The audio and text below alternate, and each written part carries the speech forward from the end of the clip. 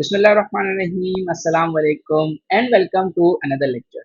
In today's class, we are going to cover a very important and a very common word, that is the corporate social responsibility. All right. I know that you all have heard about this word a lot of time, right?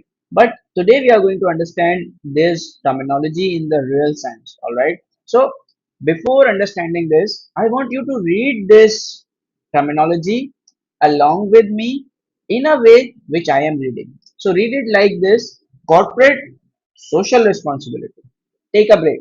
Corporate social responsibility. All right. And now let's move towards that. What do we mean by this? All right. So now the definition says that corporates, the ideology behind the corporate social responsibility topic is that the corporate are actually considered as a legal person and it exists within the society.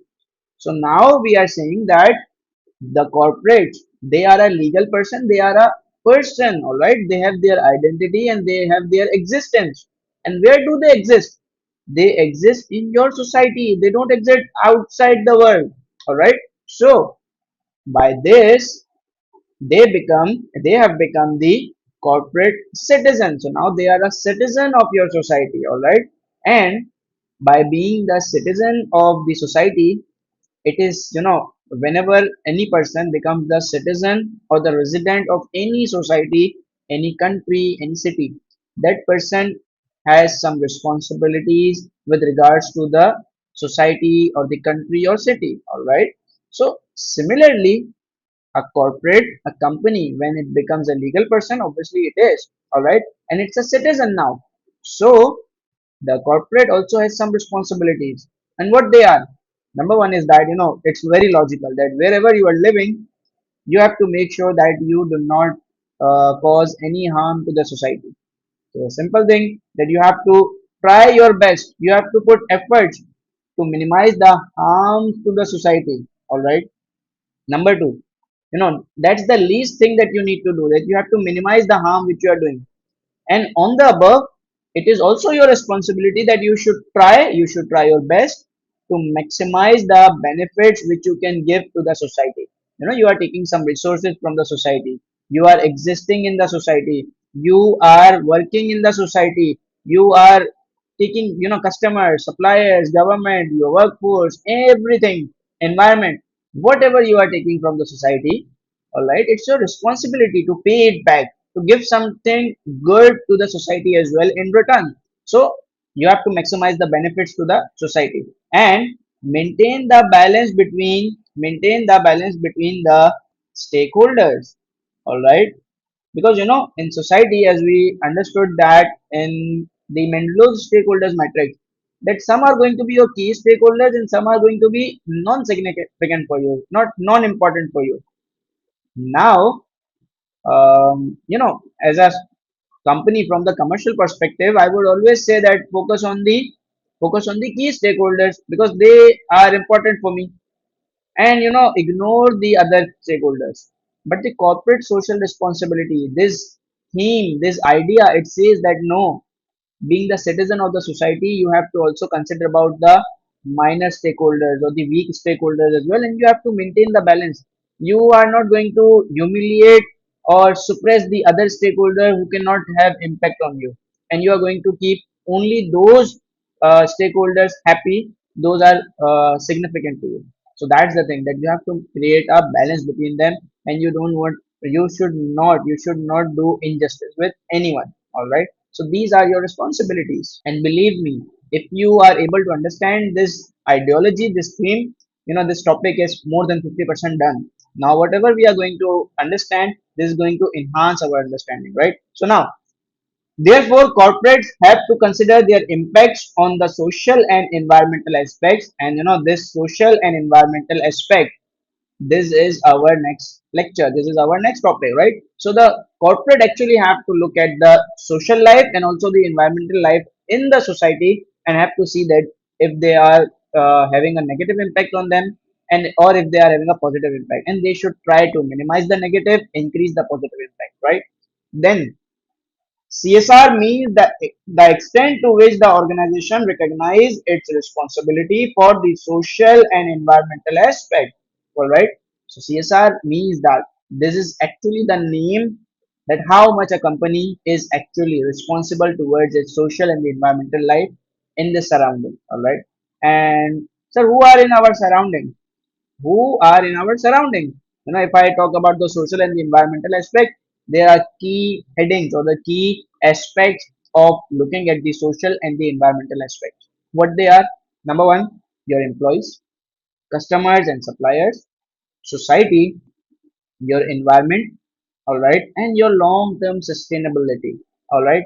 So these are actually the aspect in which you are going to look at the social and environmental aspect, because if I talk about the social, your employees, your customers, your society, and in environment it is, let me change the color.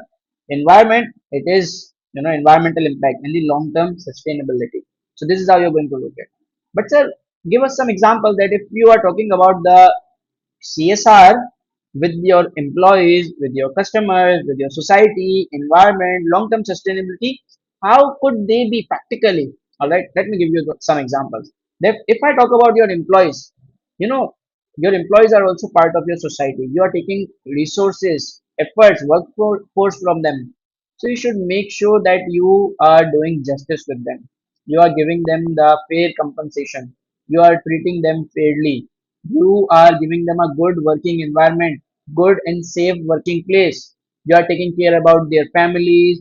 What other benefits you are giving to them on the top of the salaries, like insurance, medical treatment, the education for their children, any kind of benefit which you are giving. So you have to look at these areas as well, that how good you are treating with your employees. All right, and this comes under the corporate social responsibility. Then about your customers and your suppliers.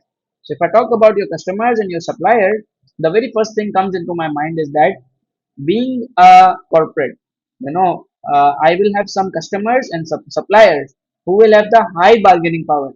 And obviously, I'm not going to, I can never make them unhappy, right? Because I have to I have to agree to their conditions. I have to fulfill their demands. But for those customers and the suppliers who are weak, am I going to suppress them? I am going to do injustice with them, going to pay them late, going to pay them less, and demand them unreasonable benefits for me. From commercial perspective, yes, you might do this, but from the CSR perspective, it talks about the whole society as a whole. All right, and it tells you that no, you should not do this, right? It's not ethical, it's not in the favor of the overall society benefit, right? And on the other hand, you have to take care about that whatever the suppliers you are dealing with, are these suppliers ethical or not? If they need some support from your side, are you supporting them or not? Are you dealing with them fairly or not? Are you paying them fair compensation for the goods and services which you are taking from them? On the other hand, your customers, if I talk about your customers, are you giving them the quality product? Are you giving them the product that is not harmful for them? All right, whatever the quality checks, whatever the you can say standard checks which you need to perform before sending or before giving the product to the customer, have you done this or not? Are you giving them the value for money or not? These are the aspects which you need to think about if you are going to think in this way, that you are now the citizen of the society. All right, then the society or community. Society or community means the society, the people which lives around you, how you are paying back to them. Many good companies, they actually build the roads, transportation networks. They sometimes they install the power plant as well for the whole society, or maybe there is some village near your factory. So and you are developing your own energy plant, all right, your own power producing plant. So what did you do? You added some extra budget, and you made or you reserved the specific capacity for the village, that the village people can also get the power, electricity. All right, so that's how you are paying to the society. Maybe sometime you build the stadiums, you build the cricket grounds, or some schools, some good hospitals. You give charity to the hospital. and the NGOs. These are the part of your society. So how you are giving back to the society at large, that you need to see.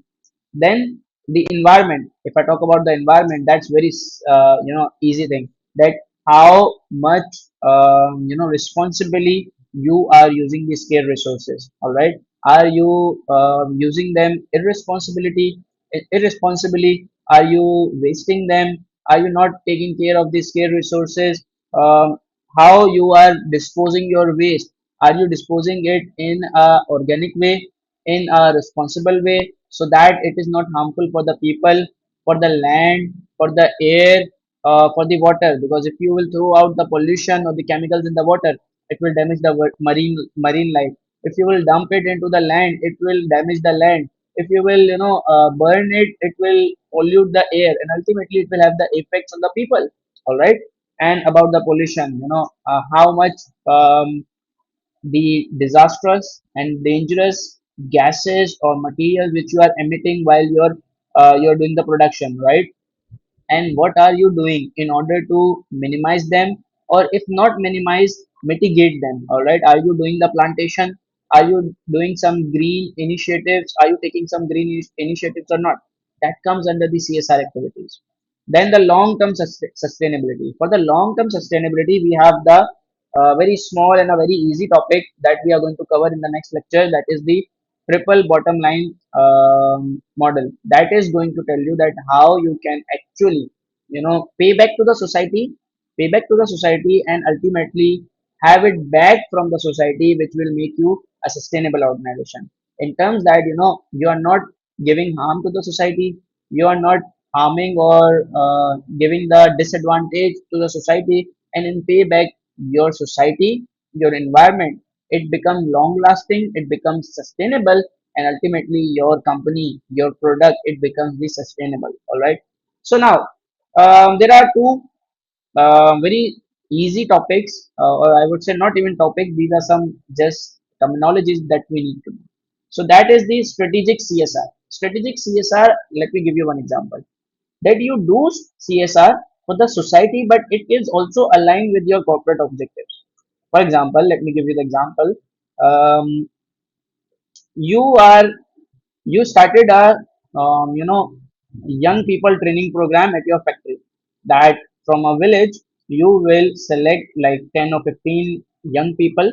You will train them, give them the internship opportunity in your company for like 3 or 4 months, and after 3 or 4 months, whosoever is going to perform good, you will select 2 or 3 people as your permanent employees in your factory.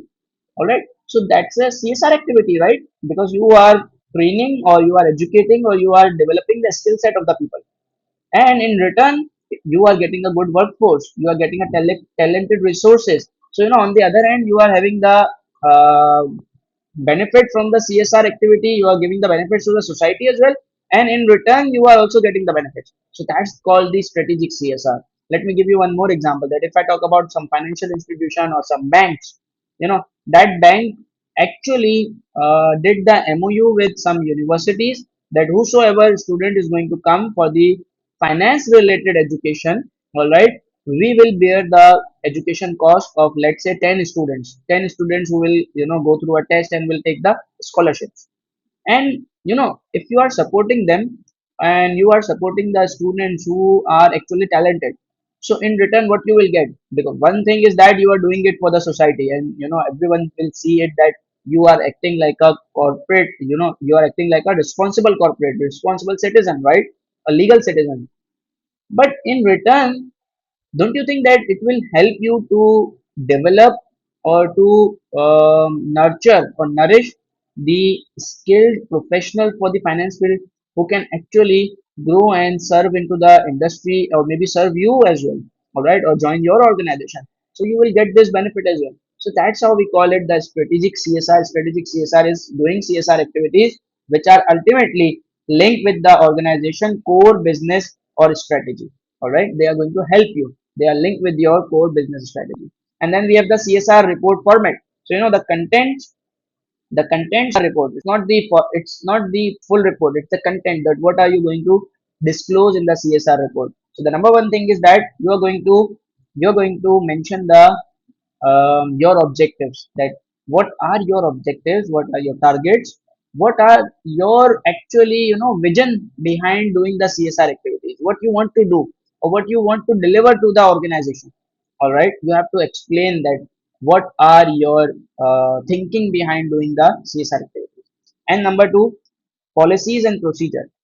Whatever you said that we want to contribute to the society, we want to work for the betterment of the employees, our customers, suppliers, society. All right, so for that, what policies, what procedures, what strategies, and what step you have taken or you will take, your plans, that what, how you are going to actually do the CSR activities, that you need to mention.